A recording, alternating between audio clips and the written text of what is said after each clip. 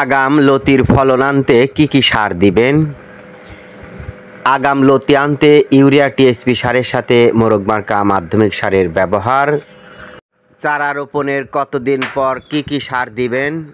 প্রিয় দর্শক, যারা আমাদের চ্যানেলটিতে নতুন, আশা করি চ্যানেলটি সাবস্ক্রাইব করে আমাদের সাথে থাকবেন। দেখতে পাচ্ছেন ইউরিয়া এবং টিএসপি সারের সাথে মোরগ মার্কা মাধ্যমিক সার মেশানো হচ্ছে। কেন ইউরিয়া এবং টিএসপি সারের সাথে মোরগ মার্কা মাধ্যমিক সার ব্যবহার করা হয়?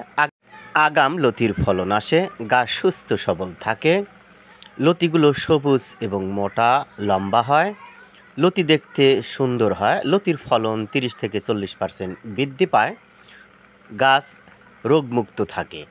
প্রিয় দর্শক, আপনারা দেখতে পাচ্ছেন ইউরিয়া এবং টিএসপি সারের সাথে মোরগ মার্কা মাধ্যমিক সার মেশানো হচ্ছে। মেশানোর সময় আপনারা চাইলে হালকা বা অল্প পরিমাণ পানি ছিটিয়ে দিয়ে সুন্দরভাবে মেশান। দেখতে পাচ্ছেন আমরা কিন্তু অল্প বিস্তার পানি ব্যবহার করে ইউরিয়া এবং টিএসপি সারের সাথে মোরগ মার্কা মাধ্যমিক সারগুলো মেশানোর চেষ্টা করছি।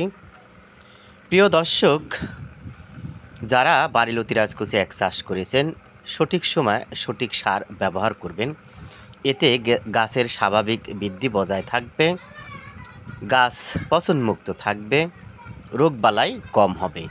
কারণ আমরা যেমন খাবার খাই, গাছ বা উদ্ভিদও তেমন খাবারের দরকার হয়। সারগুলো মেশানো শেষ হলে আপনারা চেষ্টা করবেন সারগুলো উপর থেকেই ছিটিয়ে দেওয়া। কখন? চারা রোপণের পর সার প্রয়োগ করবেন।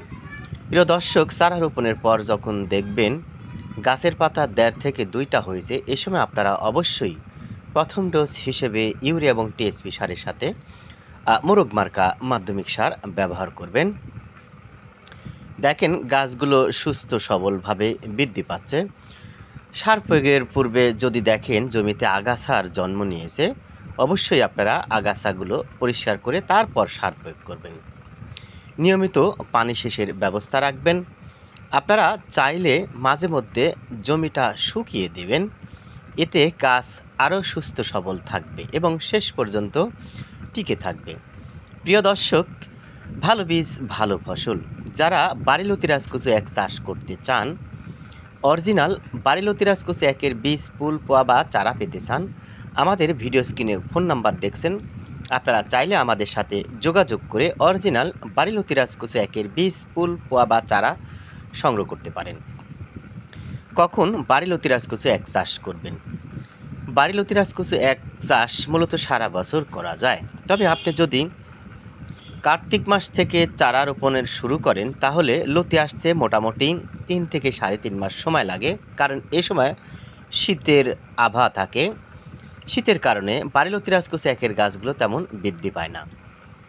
চলছে আগস্ট মাস, এ সময় যদি বাড়িলতি রাজকোষে এক চাষ করেন, মোটামুটি ভালো মানের চারা হলে মাত্র 45 দিনে আপনি লতি উত্তোলন করতে পারবেন।